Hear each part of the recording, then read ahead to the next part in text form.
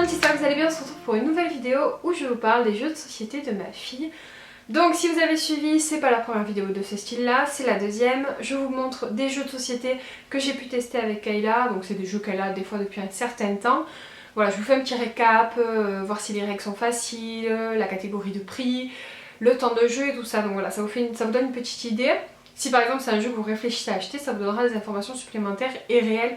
Pas que les informations qu'on a sur le packaging qui des fois ne sont pas forcément véridiques. Voilà, donc c'était juste pour vous récapituler un petit peu le but de cette vidéo.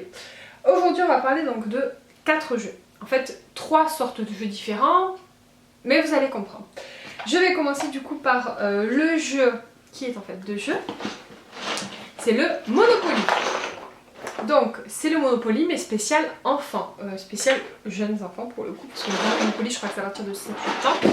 Donc c'est 2 Monopoly juniors. Alors j'en ai un ancien, donc c'est le Monopoly à la fête foraine, et j'ai le récent Monopoly junior.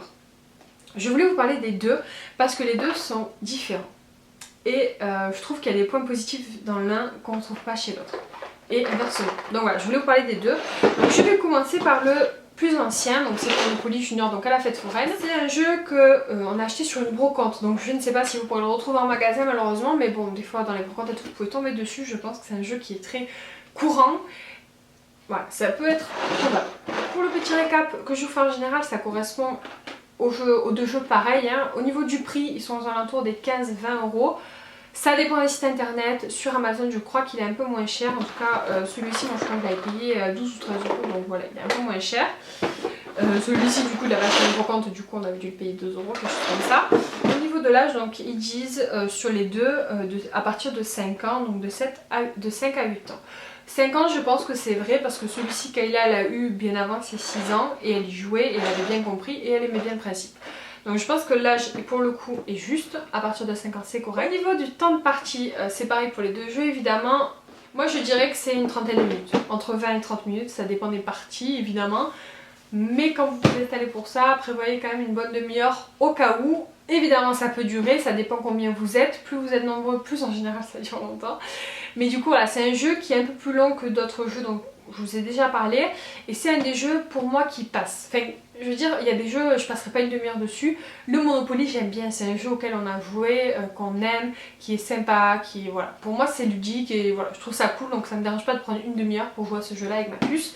Pour certaines personnes ça peut être rédhibitoire, mais voilà, je vous le dis, pour le Monopoly il faut prévoir un peu plus de temps de disponibilité que pour les autres jeux. Au niveau des règles de jeu, c'est la règle de Monopoly, donc c'est simple pour nous parce que déjà on les a intégrées et puis c'est pas spécialement compliqué parce qu'en plus elles sont simplifiées dans ces versions junior. Alors les règles ne sont pas forcément exactement les mêmes que dans le grand Monopoly, mais il n'y a pas énormément de variantes, c'est simplement simplifié.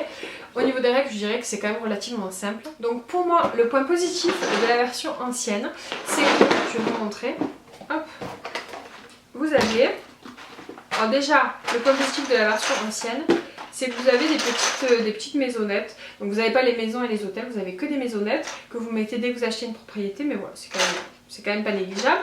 Et puis vous avez, voilà, plusieurs monnaies, vous avez des billets de 5, de 4, de 3, de 1 et de 2.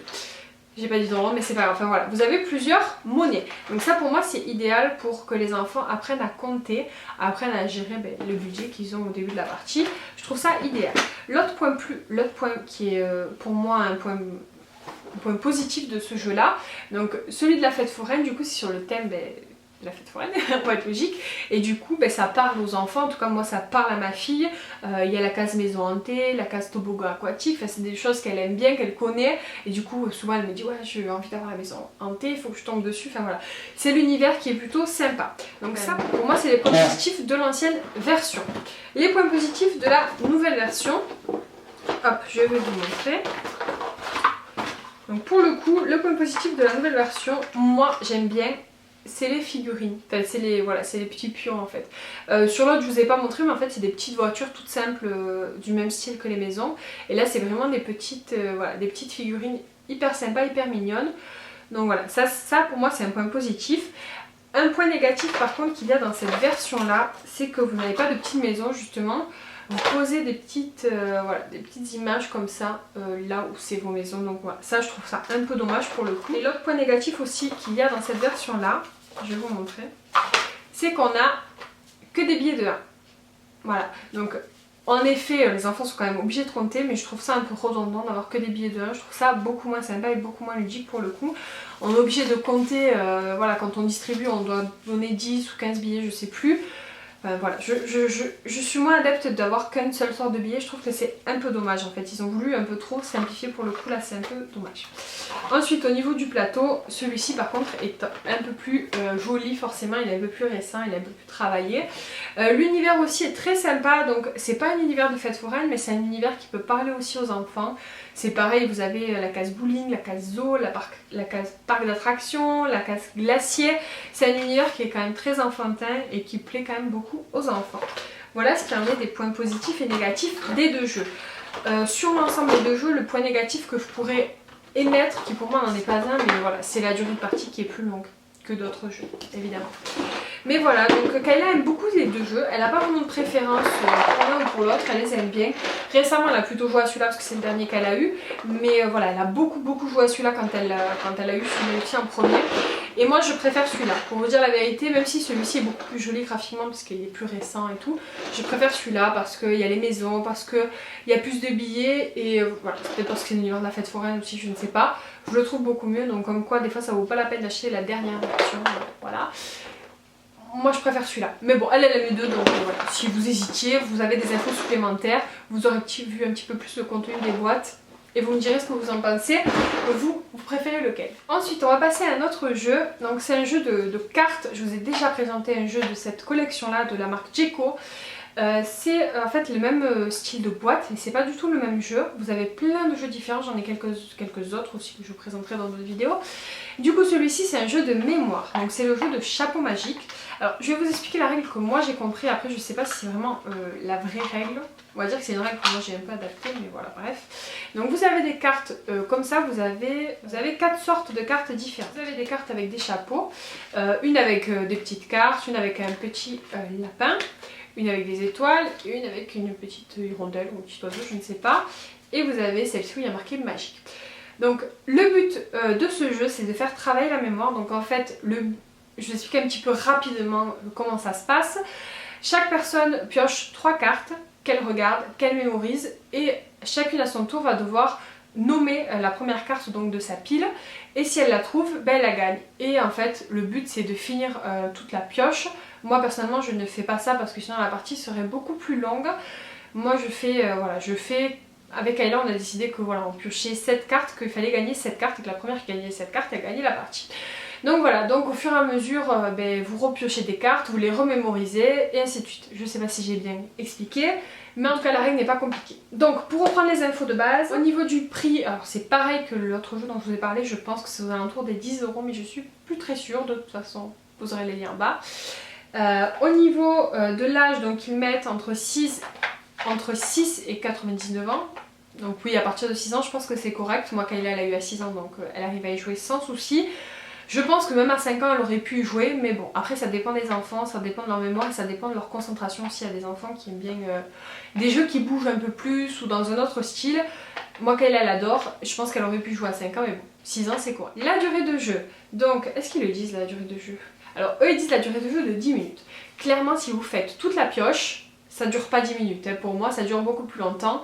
La partie moi avec Ayla ça dure 10 minutes parce que voilà on a décidé comme je vous le disais d'un nombre de cartes un peu plus restreint et on fait pas toute la pioche. Mais si vous allez au bout du jeu, on a un quart d'heure, 20 minutes. Vous pouvez jouer de 2 à 4 joueurs donc ça c'est cool. Et comme je vous le disais au niveau des règles, c'est très simple, même si moi je suis pas une experte pour vous expliquer les règles.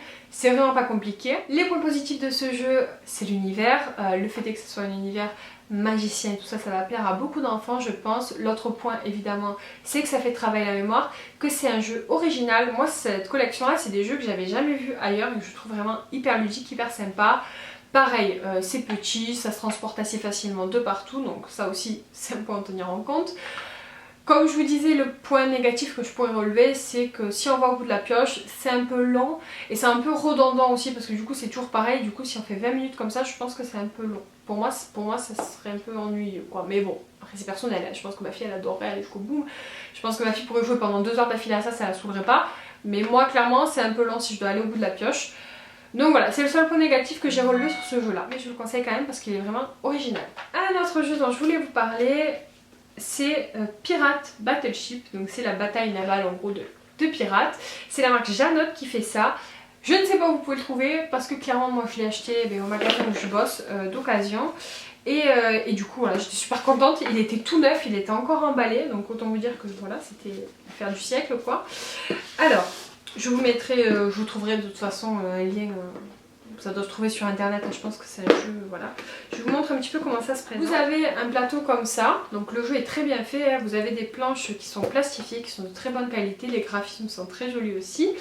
Alors vous avez, donc c'est les règles de la bataille navale, je ne vais pas vous expliquer, je pense que vous connaissez les règles de la bataille navale. Mais l'avantage qu'il y a, c'est que vous avez deux façons de jouer, donc ça c'est le niveau un peu plus élevé, et ça c'est le niveau un peu plus simple. Moi c'est le niveau que je fais avec ma fille qui a 6 ans, donc vous avez ce plateau là. Vous avez des petites cartes comme ça en fait pour cocher au fur et à mesure donc les bateaux que vous aurez touchés ou pas. Deux petits feutres comme ça effaçables donc pour dessiner sur les petites fiches que je viens de vous montrer. Et vous avez voilà plein de petits bateaux aimantés. Je vous montre rapidement comme ça. Voilà, vous avez plein de petits bateaux aimantés donc à positionner. Donc les bateaux ça dépend de la règle que vous jouez. Moi avec Aya vu qu'on joue sur ce plateau là le plus simple, on doit poser 5 petits bateaux rouges comme ça dans le plateau, puis devinez où l'autre les a mis. Donc vous avez une petite caissette comme ça pour chaque joueur. Enfin voilà, je trouve que le packaging de ce jeu a été hyper bien fait. Voilà. C'est un jeu, moi la bataille navale personnellement que j'ai jamais joué quand j'étais petite. Et vous allez dire oh là là, d'où elle sort. Mais c'est vrai que c'est pas un jeu dont j'ai été adepte, c'est pas un jeu que je connaissais, j'en avais entendu parler mais voilà, c'était pas une révélation pour moi. Alors au niveau du prix, comme je vous le disais, je ne sais pas, je vous mettrai le lien en barre d'infos. Je vous invite à aller voir évidemment si ça vous intéresse. Au niveau de l'âge, ils disent 4-7 ans. Je trouve que 4 ans c'est jeune. Parce que moi Kayla elle a 6 ans, elle y arrive. Mais elle y arrive, il faut qu'elle réfléchisse quand même pas mal pour comprendre un petit peu les lettres, les chiffres, le croisement et tout ça. Enfin elle a 6 ans, elle y arrive, mais elle y serait pas arrivée à 4 ans, clairement pas. Après ça dépend peut-être des enfants, mais voilà, moi je trouve que 6 ans c'est beaucoup plus adapté que 4 ans. Mais c'est mon avis personnel. La durée de jeu, donc eux ne l'indiquent pas. Non, ils l'indiquent pas. Moi je dirais 20 minutes. Entre 15 et 30 minutes, ça dépend, c'est pareil, c'est un peu de la chance. Mais au maximum ça dure 30 minutes. Donc c'est des parties qui sont un peu plus longues que d'autres jeux que je vous ai présentés. Mais c'est pareil, c'est un jeu qu'on a joué, qu'on peut apprécier, qui est plutôt sympa. Donc voilà, ça peut passer quand même. Au niveau du temps. Et les règles de jeu, donc c'est des règles de jeu et les règles de jeu, donc c'est des règles de jeu qui sont simples. Faut trouver où l'adversaire a mis les bateaux et les couler. Voilà, en gros c'est ça, je pense que vous connaissez, je vais pas m'étaler sur les règles là.